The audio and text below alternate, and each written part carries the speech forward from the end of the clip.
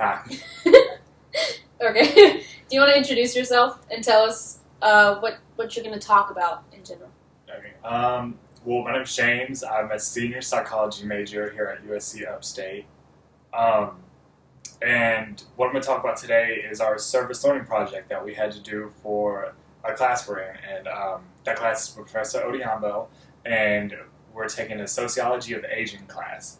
And so basically, the whole premise of the class was to get more in touch with those in the older generations. And so what he really wanted us to do in this class was the sociology of aging, would be to do this service learning project. And it was basically that we had to find a place to go to and basically actually spend time and observe and talk about and learn and really apply what we learned in our class. And so that's what we'll be talking about today is my experience while doing the service learning log. All right. How did you feel about nursing homes before your service learning? Well, it's really funny because before all this happened, I really had like a bias towards nursing homes. I felt that they were all, they're all muted, and it's very like ominous, and it's very like place I thought was full of like death. It was a very sad place to me. It was like a mean place in my mind, and I think a lot of those biases I've definitely learned from, or learned not to believe or trust in. How did you come across Greenville Place?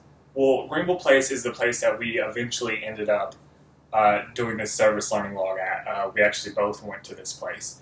And at first we were going to go to a local nursing home that's really close to us. But in order to do so, we would have to do background checks and drug tests and go to these service learning classes, which are all really good things. But in our case, we were strained for time, and we both work, and I work a full-time job, and it was just hard to do this. And so it was something that we really wanted to do. I was excited to do, not to mention we had to do. Yeah. So we were kind of strained for options. And since this place didn't work out, we were actually frantic figuring out where are we going to go, how are we going to get this experience for this class that we needed. And Erica's great-grandmother is actually in a nursing home, and she has Alzheimer's, and she's in a nursing home in Greenville, South Carolina, so it's not too far from us. So the place is called Greenville Place, and so we decided to go check it out, and when we went there, it was a really nice place, and that's where we ended up doing all of our service learning. Tell us a little more about Greenville Place. Well, Greenville Place is a older adult facility, and it really caters to those in their last legs of life. They have many residents. I think it's about 100. And the staff there, they have about 50 combined with nurses and CNAs and people that cook for them and do their laundry and clean up. And the staff was great there. But it's a little place in Greenville. They have a specialty wing for those with Alzheimer's and dealing with other like mental disorders, which so many people that are in the older stages of life have to face. They really cater towards them. It's a really great place, and I found that their atmosphere and their like motive was to actually cater to these people, not watch over them like I used to think what it was, is they kind of just babysat them. But at Greenville Places, they actually engage the people, and then they're actually there for these people. They're not just watching it for their families. They're actually there for the residents themselves. Tell us about, were there any residents that you got very close with or, talked to, interviewed kind of situation? Well, first we talked to your grandmother, great-grandmother. Yeah. And that was the first contact we made, because when we originally came, we weren't so much as actual volunteers, we were visitors. And they really treated us like one and appreciated that we came to spend time with these people. Mm-hmm. And the first person that we actually dealt with the whole day was your great-grandmother. Yeah. And so it was really nice talking to her and figuring out her generation and how it's really how we are disconnected so much, and how her point of views and what's important to her at this stage in her life is completely different than what I would think would be important. For your great-grandmother, in instance, because she does have Alzheimer's, her most important things are actually her memories and actually talking about them, just talking to us about when she was younger and talking to us about like you and your mom when she was a kid and your grandmother. And that's actually really shocking to me because I thought the most important thing was people would be to get out. Because in my mind still, that first time we went, these places were like traps. Mm-hmm. And so I thought they would want to go out and want to do activities, which they do in Greenville Place. But I thought it was just so different to me. And another reason, like I mentioned before, that I like Greenville Place so much is they cater to these people. Like your grandmother really enjoyed doing activities, like she enjoyed singing with the little children's choir from church. Yeah. She really liked that, and it's not just so much about getting them stuff to do. It's about stuff that helps them. Like in class, we speak about how these things such as like memory recognition Mm-hmm. and actually doing these motor skills that to us are just simple, to them actually helps them.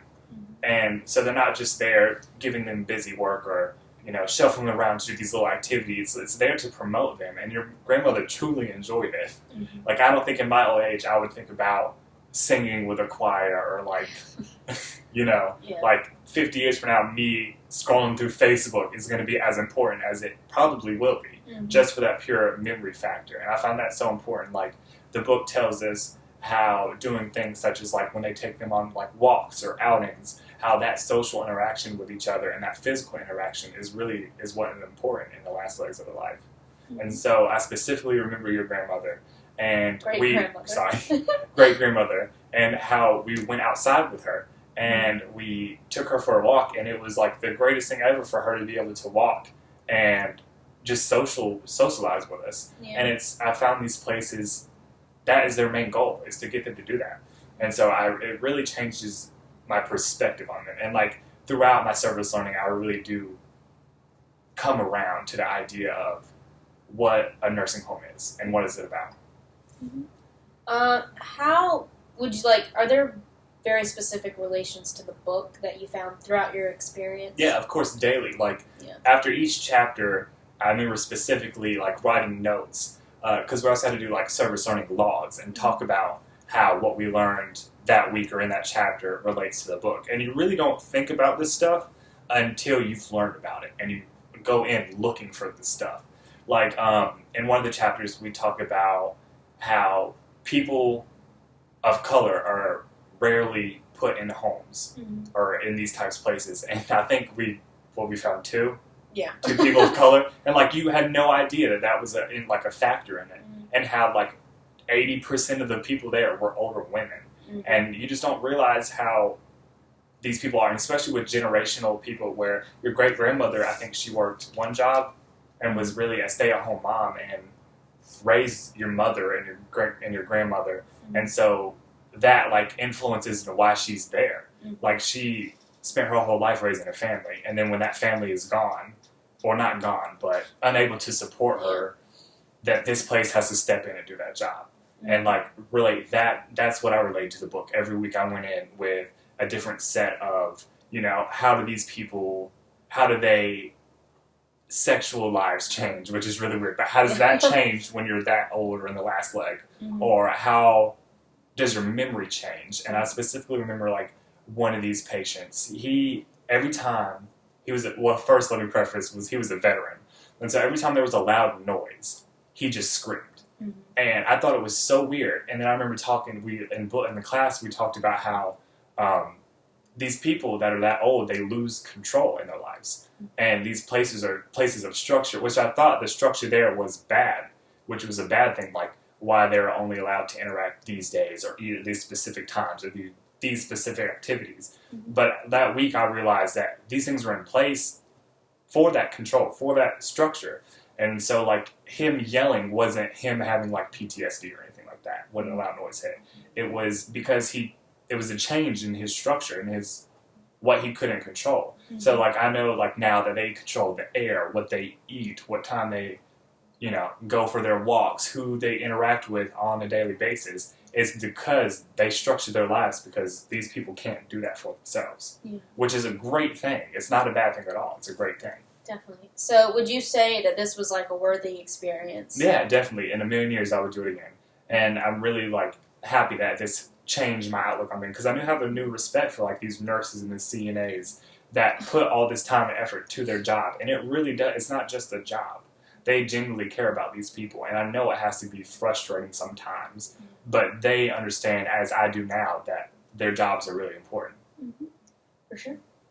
Well, that's all my questions. Okay, yeah, it was a great experience. Hope to do it again. Yeah. Now you gotta go get up and turn it off. Yay. We did it one take.